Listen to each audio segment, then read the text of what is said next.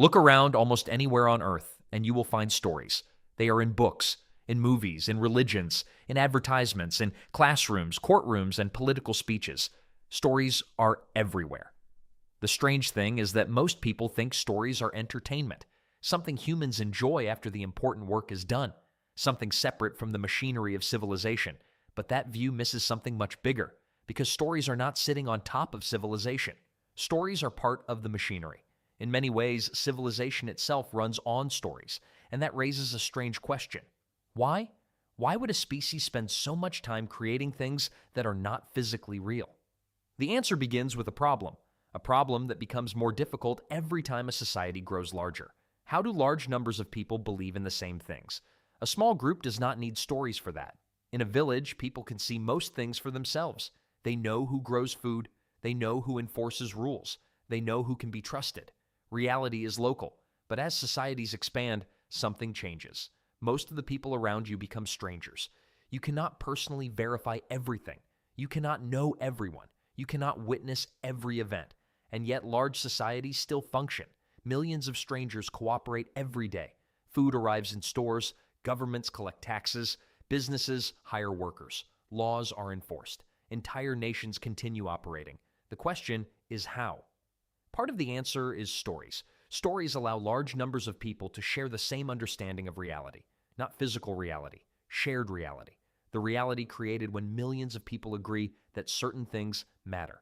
This ability is surprisingly powerful. Consider money. A banknote is paper. A digital balance is information stored in computers. Neither has value by itself. Value exists because people collectively believe a story about value. The story is so widely accepted that it feels real, and in practice, it becomes real. Food can be purchased, homes can be built, entire economies can function, all because enough people believe the same narrative. The same pattern appears again and again. Consider a nation. You cannot hold a nation in your hands. You cannot discover one growing in a forest. A nation exists because millions of people share a story about identity, history, borders, and belonging. The same is true for governments, laws, corporations, universities, markets.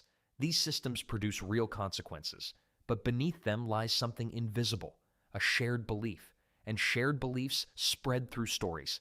This is where stories stop being entertainment and start becoming infrastructure, not physical infrastructure, narrative infrastructure, the invisible framework that allows strangers to cooperate. History is filled with examples. Religions spread through stories. Empires justified themselves through stories. Revolutions were fueled by stories. Nations preserved themselves through stories. Even scientific discoveries often spread through narratives that explain why they matter. Again and again, stories shaped what people believed, and what people believe shapes what they do. That is what makes stories powerful. Not that they are always true, but that humans act on them. A story can inspire a movement. A story can inspire a war. A story can unite millions. A story can divide them. The story itself is not the force. Human belief is. Stories are simply one of the most effective ways of organizing belief. The remarkable thing is that stories influence people even when everyone knows they are fictional. A novel can make someone cry. A film can create fear. A character who never existed can inspire real decisions. Why?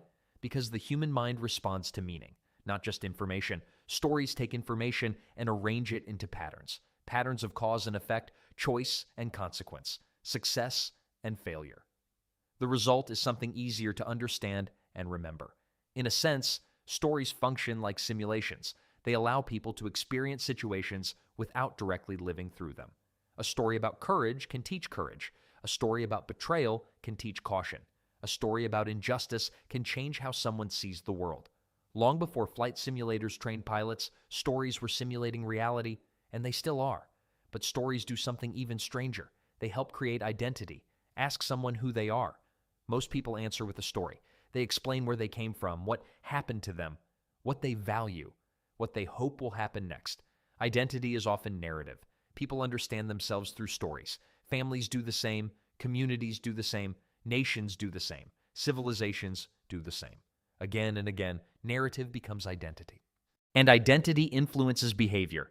This is why stories survived every technological revolution. They existed before writing. They survived writing. They survived printing presses. They survived radio. They survived television. They survived the internet. The medium changes, the stories remain. Because beneath every technological shift lies the same human need. The need to make sense of the world, to answer questions. Why are we here?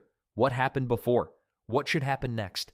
Stories provide frameworks for answering those questions. Sometimes those answers are accurate. Sometimes they are not.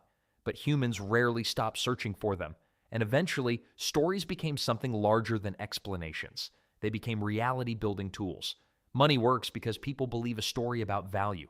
Borders work because people believe a story about territory. Laws work because people believe a story about authority. Markets work because people believe a story about exchange.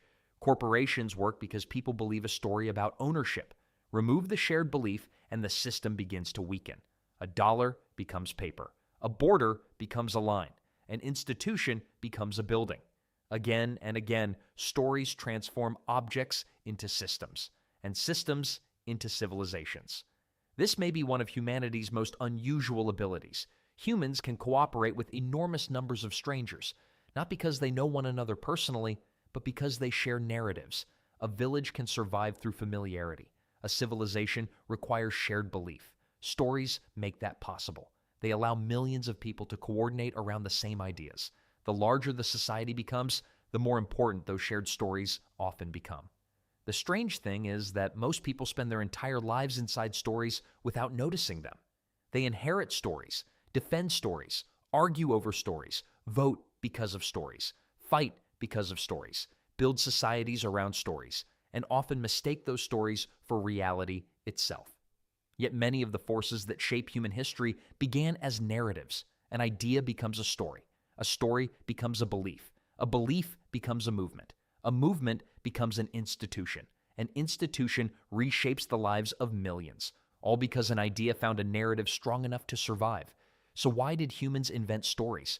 Not simply to entertain themselves, not merely to preserve information. Stories helped people remember.